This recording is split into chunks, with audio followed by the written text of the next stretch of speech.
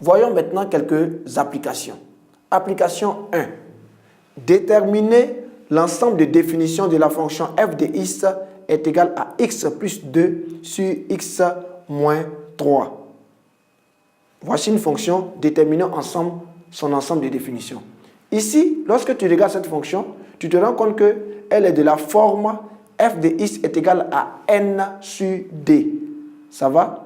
Et il est dit que pour pouvoir déterminer l'ensemble de définitions d'une telle fonction, l'astuce ici, c'est de pouvoir poser que le dénominateur est différent de 0. Ici, quel est le dénominateur? C'est bel et bien x moins 3. Ça va? Donc, on dirait ici, f est défini si et seulement si le dénominateur est différent de 0. On pose donc que x moins 3 est différent de 0, ce qui équivaut à dire que x est différent de 3. Alors, f est défini pour toutes les valeurs de x différentes de 3. Ça veut dire que dans ce cas, la fonction peut prendre toutes les valeurs possibles sauf 3. On conclut donc pour dire que l'ensemble de définitions est donc ddf est égal à r privé de 3. ddf est égal à r privé de 3. Ou encore, ddf est égal à l'intervalle ouvert en moins l'infini 3, ouvert, union ouvert en 3 plus l'infini. C'est la même façon de...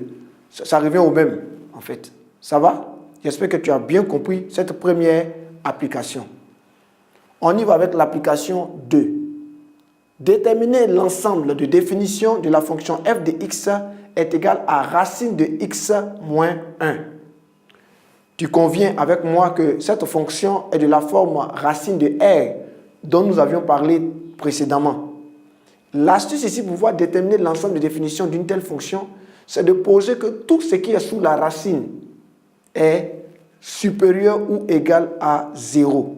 Ça va? Donc, appliquons ensemble. F est défini si et seulement si l'expression située sous le radical est supérieure ou égale à 0. C'est-à-dire si et seulement si x moins 1 est supérieur ou égal à 0. Ce qui équivaut à dire que x est supérieur ou égal à 1. Ça va?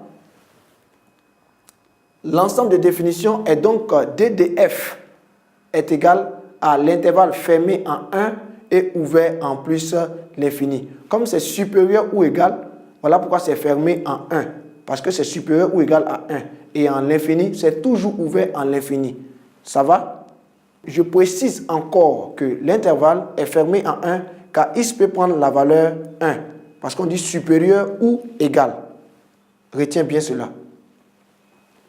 La troisième et la dernière application de ce cours, il est dit déterminer l'ensemble de définitions de la fonction f de x est égal à x plus 3 sur racine de 3x moins 2.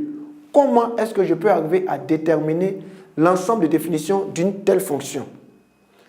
On l'a vu tantôt. On a dit que l'astuce ici, c'est de poser que ce qui est au dénominateur, précisément ce qui est sous la racine au dénominateur, doit être strictement supérieur à 0. Doit être strictement supérieur à 0. C'est l'astuce. Tu vois que c'est très simple. On dira donc que f est défini si et seulement si 3x moins 2 est strictement supérieur à 0. Ce qui équivaut à dire que 3x est strictement supérieur à 2. Ce qui équivaut à dire que x est strictement supérieur à 2 tiers. On conclut donc en disant que l'ensemble de définitions est donc ddf est égal à l'intervalle ouvert en 2 tiers plus l'infini ouvert. Ici, c'est ouvert en 2 tiers parce qu'on a trouvé x strictement supérieur à 2 tiers.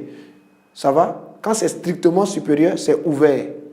Ça va? Ça veut dire que l'intervalle est ici ouvert en 2 tiers car x ne peut pas prendre la valeur 2 tiers. Ça va? Donc, voici les 3 applications que nous avons vues et voici les 3 formes de fonctions que nous avons vues. J'espère que tu as bien compris le procédé. Ça va? Ok, j'espère que tu as bien suivi ce cours, tu as bien compris les différents procédés, tu as compris comment on s'y prend maintenant pour déterminer l'ensemble des définitions d'une fonction.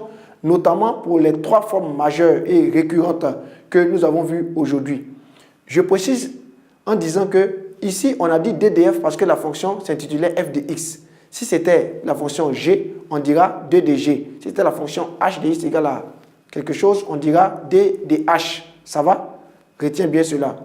Donc, à la prochaine pour une autre vidéo sur succès assuré. D'ici là, révise bien tes cours.